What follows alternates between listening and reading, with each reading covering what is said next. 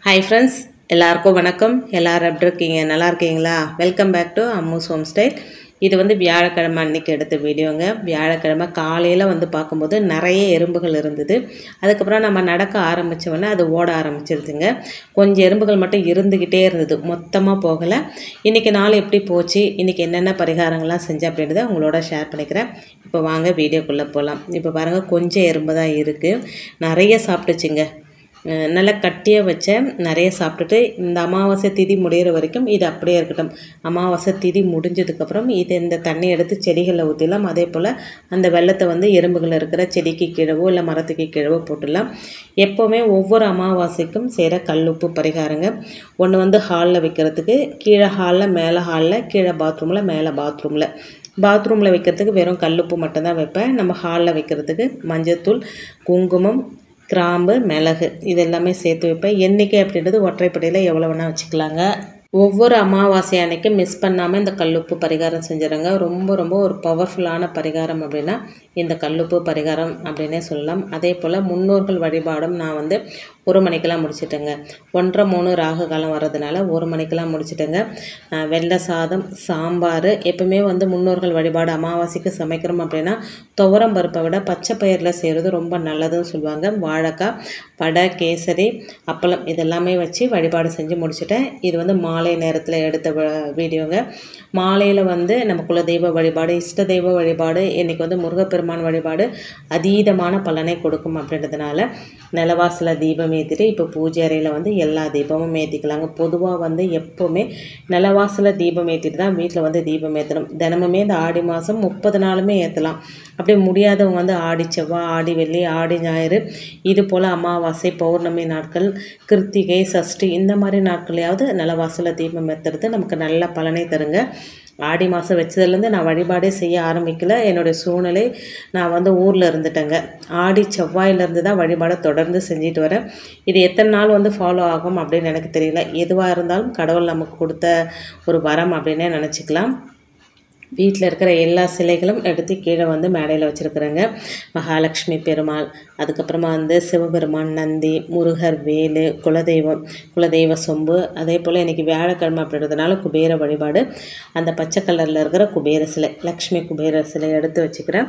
அதே போல் குபேர தீபம், குபேர தீபத்தில் அடியில் பச்சரிசி, அதுக்கு மேலே 5 ரூபாய் நாணயம், அதுக்கு மேலே குபேர விளக்குக்குள்ளே ஒரு 5 ரூபாய் நாணயம், 5 கல்கண்டு, 1 பிஞ்சு ஜவ்வாது பவுடரோ இல்லை பச்சை கற்பூரமோ சேர்த்து பச்சை கலர் திரி போட்டு தீபம் ஏற்றிக்கிறது ரொம்ப ரொம்ப நல்ல பலனை தரும். இந்த ஒரு தீபம் ஏற்றினாலே போதுங்க.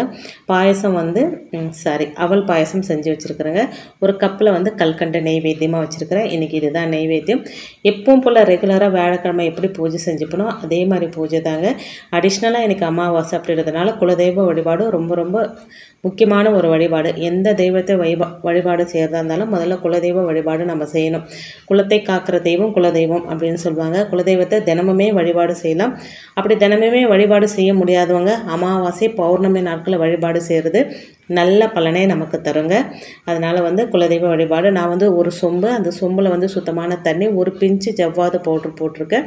அதுக்குள்ளே 1 ரூபாய் நாணயம் போட்டுட்டு அதில் ஏலக்காய் போடலாம், கிராம்பு போடலாம், பச்சை கற்பூரம் போடலாம். இது நம்மளுடைய விருப்பம்தான். நம்மக்கிட்ட என்ன பொருட்கள் இருக்குதோ அந்த பொருட்கள் போட்டு அதை வந்து குலதெய்வமாக நினச்சி அதுக்கு மேலே ஒரு பூ வச்சு நம்ம வழிபாடு செஞ்சுக்கலாம். எங்களுடைய குலதெய்வம் வந்து பால் முனீஸ்வரருங்க. ஸோ அவரை வழிபாடு பண்ணிவிட்டு முதல்ல விநாயகர் வழிபாடு, குலதெய்வ வழிபாடு, அப்புறம் நம்ம இஷ்ட தெய்வ வழிபாடு.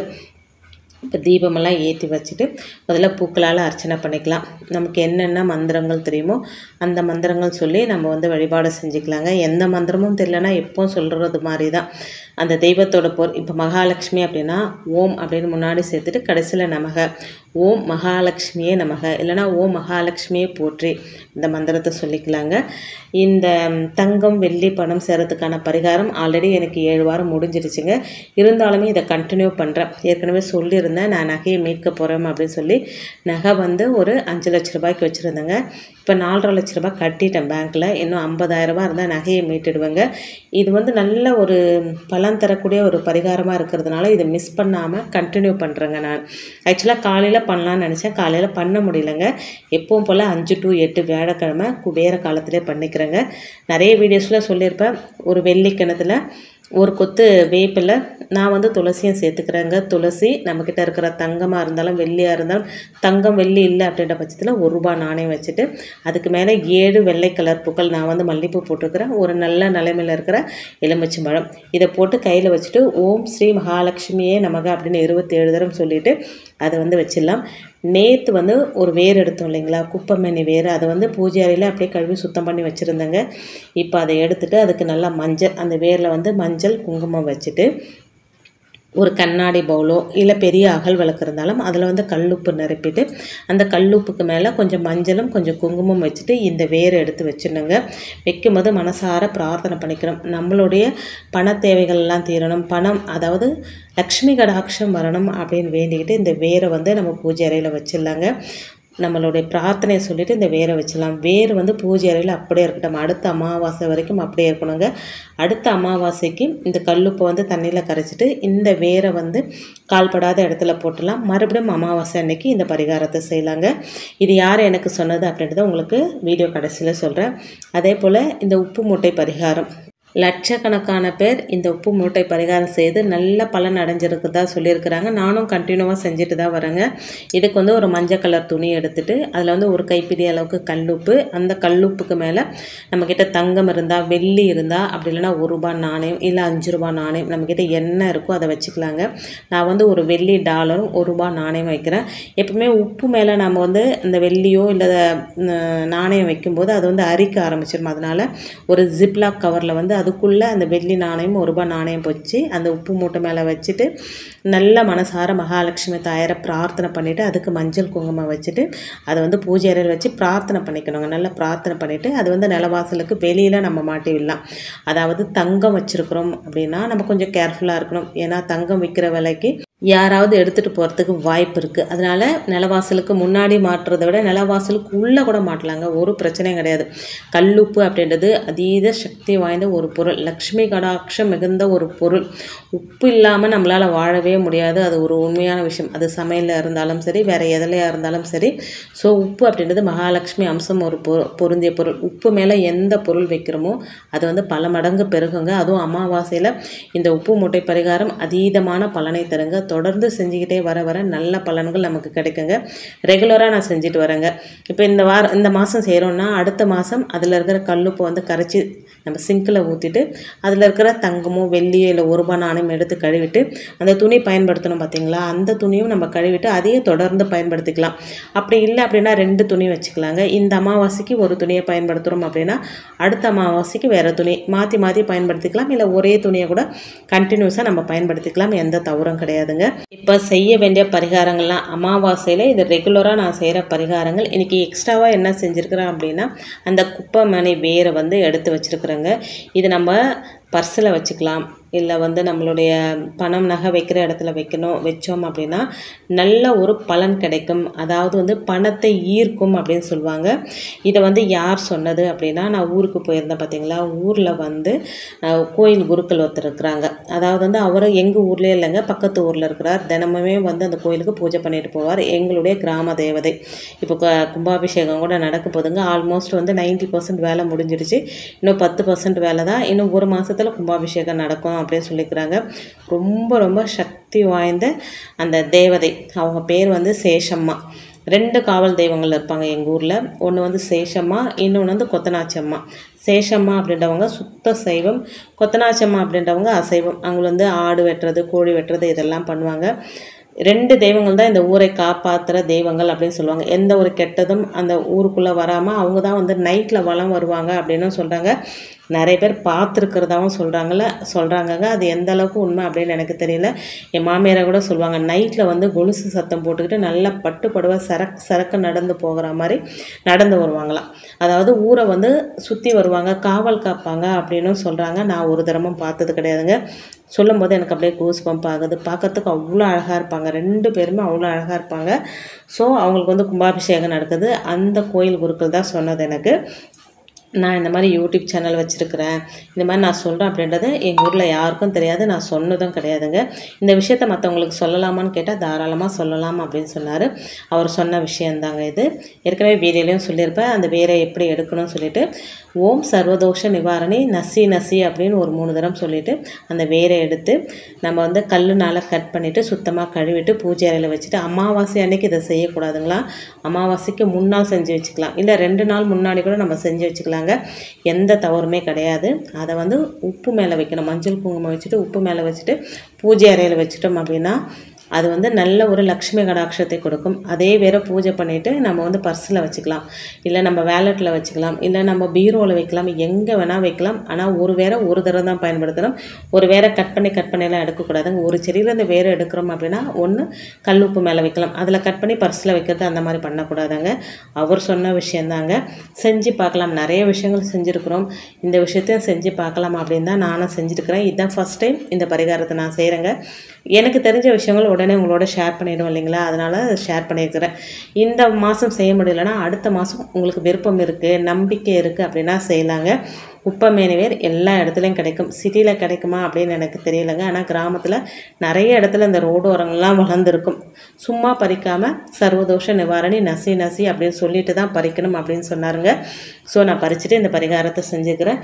இன்றைக்கி வந்து முருகப்பெருமான் வழிபாடு செய்கிறது அதீதமான பலனை கொடுக்கும். அதனால் கந்த சஷ்டி கவசம் கந்தகுரு கவசம் படிச்சுட்டு பூஜை வந்து ரொம்ப சந்தோஷமாக நிறைவு செஞ்சுட்டேங்க. கற்பூரம் ஏற்றும்போது கற்பூரவள்ளி இலை பறிக்க மறந்துட்டேங்க. எப்போயுமே 5 மணிக்கு மேலே எந்த இலையுமே பறிக்கக்கூடாது, அதுவும் குறிப்பாக அமாவாசையில் எந்த இலையுமே பறிக்கக்கூடாது அப்படின்னு சொல்லுவாங்க. ஏன்னா அமாவாசையில் வந்து இப்போ நாம் வந்து படையல் போடுறோம் அப்படின்னா நம்மளுடைய முன்னோர்கள் நம்ம வீட்டுக்கு வருவாங்க. நிறைய பேருக்கு வந்து தெரியாது, அவங்களுக்கு வந்து திதி தர்ப்பணம் எதுவுமே கொடுக்காதவங்க என்ன பண்ணுவாங்கன்னா இந்த மரம் செடி கொடிகளில் தான் இருப்பாங்களாம். அந்த இலையை தான் அவங்க வந்து சாப்பிட்டுப்பாங்களாம், அந்த இலையில் இருக்கிற சாரை சாப்பிடுவாங்க அப்படின்னு சொல்லுவாங்க. அதனால தான் அமாவாசையில் எந்த இலையுமே எந்த மரத்தையுமே நம்ம பறிக்கக்கூடாது, உடைக்கக்கூடாது, வெட்டக்கூடாது அப்படின்னு சொல்கிறதுக்கு காரணம் அதுதாங்க. அதனால் இன்றைக்கி கற்பூரவள்ளி இலை நான் பறிக்கலை. ஸோ வந்து ஒரு அகல் விளக்கில் கற்பூரம், கிராம்பு, ஒரு 4-5 கிராம்பு போட்டு நிலவாசல்லேருந்து நம்ம குலதெய்வத்தையும் நம்ம முன்னோர்களையும் வழிபாடு செஞ்சுட்டு வீடு ஃபுல்லாக காட்டணுங்க. ஒவ்வொரு மூலை முடுக்கிலும் கற்பூர ஆரத்தி மணி அடித்து காட்டும்போது வீட்டில் ஏதாவது நெகட்டிவ் எனர்ஜி இருந்தாலுமே வெளியே போயிடும். ஒவ்வொரு வீடியோவிலும் நான் சொல்கிற விஷயந்தாங்க. இந்த அளவுக்கு தான் இப்படி தான் செய்யணும் அப்படிலாம் கிடையாதுங்க. இப்போ கபோர்டில் இருக்க ஒரே ஒரு ஃபோட்டோ தான் இருக்குது, ஒரு தீபம் தான் ஏற்றுறனாலும் எந்த பிரச்சனையும் கிடையாதுங்க. நீங்கள் எப்படி செய்கிறீங்களோ கற்பூர ஆரத்தி காமிச்சா தான் வந்து அந்த பூஜையை நிறைவு பெறும் இல்லைங்களா. அப்படி காட்டும்போது வீடு ஃபுல்லாக காட்டுங்க. ஒவ்வொரு மூலை முடுக்கலையும் காட்டுறது நல்ல அதீதமான பலனை தருங்க. இப்போ எல்லாமே பண்ணி முடிச்சுட்டு இந்த வேர் இருக்குது பார்த்திங்களா, இதை எடுத்து பூஜை அறையில் ஒரு பக்கமாக எடுத்து வச்சுருவேங்க. பார்க்கலாம், இதுதான் ஃபஸ்ட் டைம் செஞ்சுருக்கிறேன், நம்பிக்கையோடு தாங்க செஞ்சுருக்கிறேன். பொதுவாக வந்து குருக்கள் சொல்கிறாங்க அப்படின்னா ஓரளவுக்கு அவங்களுக்கு தெரியும். இப்போ முன்ன பின்ன தெரியாதவங்க சொல்கிறாங்க அப்படின்னா அதை நம்ம யோசிக்கலாம். சில பரிகாரங்கள்லாம் நம்ம கேட்கும்போது நம்ம இதை செஞ்சால் நமக்கு நல்ல பலன் கிடைக்கும் அப்படின்னு நம்ம மைண்டு நமக்கு சொல்லுங்கள். அந்த மாதிரி தான் இந்த பரிகாரமும் செஞ்சு வச்சுருக்கிறேன். என்ன மாற்றங்கள் எனக்கு நடந்தது அப்படின்றத கண்டிப்பாக உங்களோட நான் ஷேர் பண்ணிப்பேங்க. இப்போ எங்களுடைய சொந்தக்காரங்களுக்கோ இல்லை வந்து எங்களுடைய ஃப்ரெண்ட்ஸுங்களுக்கோ தான் வந்து நான் சேனல் வச்சுருக்கிறேன், எனக்கு வந்து சப்போர்ட் பண்ணுங்கள் அப்படின்னு நான் யார்கிட்டையும் கேட்க மாட்டேன். நீங்கள் யாருன்னு எனக்கு தெரியாது. இருந்தாலும் உங்களுக்கு இந்த விஷயத்த சொல்லும்போது இப்போ சொந்தக்காரங்களுக்கு சொன்னால் இதெல்லாம் ஒரு விஷயமா அப்படின்னு வந்து நம்மளே கிண்டல் பண்ணுற மாதிரி, நம்மளை வந்து டீமோட்டிவேட் பண்ணுற மாதிரி பண்ணிடுவாங்க. இப்போது இந்த விஷயத்த எத்தனை பேர் பார்ப்பீங்கன்னு எனக்கு தெரியாது, எத்தனை பேர் இதை செய்வீங்க அப்படின்னும் எனக்கு தெரியாதுங்க. நம்பிக்கையோடு செய்கிறவங்க வந்து நிறைய பேர் இருப்பீங்க. நம்பிக்கையோடு செய்யுங்க, நல்லதே நடக்குங்க. இப்போ வந்து நம்ம பூஜை பண்ணுறோம் அப்படின்னா நம்ம ஏற்றி வச்சுருக்கிற நிலவாசலில் ஏற்றி வச்சுருக்கிற தீபம் நம்ம பூஜை பண்ணுற வரைக்கும் எரிஞ்சிட்டு இருக்கணும். ஒவ்வொரு தடவை நான் அதை வந்து பார்ப்பேங்க. 2 பக்கமும் தீபம் எரிஞ்சிட்ருக்கு. பூஜை அறையிலும் எல்லாமே ரெடி பண்ணி ரொம்ப சந்தோஷமாக மனநிறைவோடு இன்றைக்கி பூஜையை முடிச்சிட்டேங்க. இந்த உப்பு மூட்டை பரிகாரம் செஞ்சு வச்சுருக்கிறோம் பார்த்திங்களா, அதை வந்து நிலவாசலில் எடுத்து மாட்டிடணுங்க. நிலவாசலில் மாட்டிட்டு அதுக்கு ஒரு பூ வச்சிடணும். இந்த உப்பு மூட்டைக்கு ஒவ்வொரு நாளும் நம்ம பூஜை பண்ணும்போது கற்பூரம் காட்டினாலும் சரி, இல்லை ஊதுவத்தி காமிச்சாலும் சரி, இல்லை சாம்பிராணி காமிச்சாலும் அந்த உப்பு மூட்டைக்கும் காமிக்கணும். அவ்வளோதாங்க, வேறு ஒன்றும் கிடையாது. இல்லை நாங்கள் வந்து வெள்ளிக்கிழமை தான் செய்வோம், சனிக்கிழமை தான் செய்வோம் அப்படின்னா எப்போல்லாம் நீங்கள் வந்து தீப தூபம் காட்டுறீங்களோ அந்த உப்பு மூட்டைக்கும் காமிச்சிக்கணுங்க. இப்படி தான் இருக்குது பூஜை அறை. இந்த சைடில் இருக்கிற எல்லா சிலைகளும் எடுத்து கீழே வச்சு தான் பூஜை பண்ணிகிட்ருக்குறேங்க. நிறைய பேர் இந்த யானை கேட்குறீங்க. இந்த யானை வந்து கிஃப்டாக வந்ததுங்க வீடு கிரகப்பிரவேசத்துக்கு. கிரகப்பிரவேசம்லாம் முடிஞ்சு ஒரு 3 மாதம் கழித்து எடுத்துகிட்டு வந்து கொடுத்தாங்க. அது வந்து கிளேயில் செஞ்சது. அதனால் அது வந்து பூஜை அறையில் வச்சுருக்கிறேன். இந்த உப்பு மூட்டையாக நிலவாசலில் மாட்டிட்டு அதுக்கு ஒரு பூவும் வச்சுட்டேங்க. பிரபஞ்ச பேராற்றல் மிகுந்த நாட்களாக சொல்லப்படுறது பௌர்ணமி மற்றும் அமாவாசை நாட்கள். இந்த 2 நாட்களில் நாம் செய்யக்கூடிய எந்த ஒரு பரிகாரமாக இருந்தாலும், எந்த ஒரு வழிபாடாக இருந்தாலும் அதுக்கு வந்து அதீதமான பலன் இருக்குது அப்படின்னே சொல்லலாங்க. மற்ற நாட்களில் செய்கிறத விட இந்த நாட்களில் நாம் செய்யும்போது அதுக்குரிய பலனை நம்மால் சீக்கிரத்திலே அடைஞ்சிட முடியுங்க. அந்த வகையில் வரக்கூடிய அமாவாசை அப்படின்றது ஆடி அமாவாசையாக நமக்கு அமைஞ்சிருக்கு. இந்த ஆடி அமாவாசையில் எளிமையான முறையில் இந்த உப்பு மூட்டை பரிகாரம், அதே போல் வந்து இந்த குப்பமணி வேர் பரிகாரம், இந்த தங்கம் வெள்ளி பணம் சேர்வதற்கான பரிகாரம், இந்த மாதிரியான பரிகாரங்கள்லாம் செய்யும்போது அதுக்கு அதீதமான பலன் கிடைக்கும். அது மட்டும் இல்லாமல் இந்த ஆடி அமாவாசையில் நம்ம வீடு தேடி வர நம்ம முன்னோர்கள் மகாலய அமாவாசை வரைக்கும் நம்ம கூடவே தங்கியிருப்பாங்க அப்படின்றத ஒரு நம்பிக்கைங்க. அதனால் வீட்டுக்கு யார் வந்தாலுமே அவங்களுக்கு வந்து சாப்பாடு கொடுத்து அனுப்புறது, அவங்களுக்கு தேவையானதை கொடுத்து அனுப்புறது நம்ம முன்னோர்களுக்கு செய்கிற மாதிரியான ஒரு விஷயங்க. அதனால் யார் இந்த நாட்களில் வந்தாலுமே இல்லைன்னு சொல்லாமல் உங்களால் என்ன முடியுமோ அந்த உதவி பண்ணலாங்க. இன்றைக்கி வீடியோவில் நிறைய விஷயங்கள் உங்களோட ஷேர் பண்ணிக்கிட்டதில் உண்மையிலே எனக்கு ரொம்ப ரொம்ப சந்தோஷங்க. வீடியோவில் நான் சொன்ன விஷயங்கள்லாம் உங்களுக்கு பிடிச்சிருந்தது அப்படின்னா ப்ளீஸ் சேனலுக்கு சப்ஸ்கிரைப் பண்ணி சப்போர்ட் பண்ணுங்கள். தேங்க்ஸ் ஃபார் வாட்சிங் friends. Take care and bye.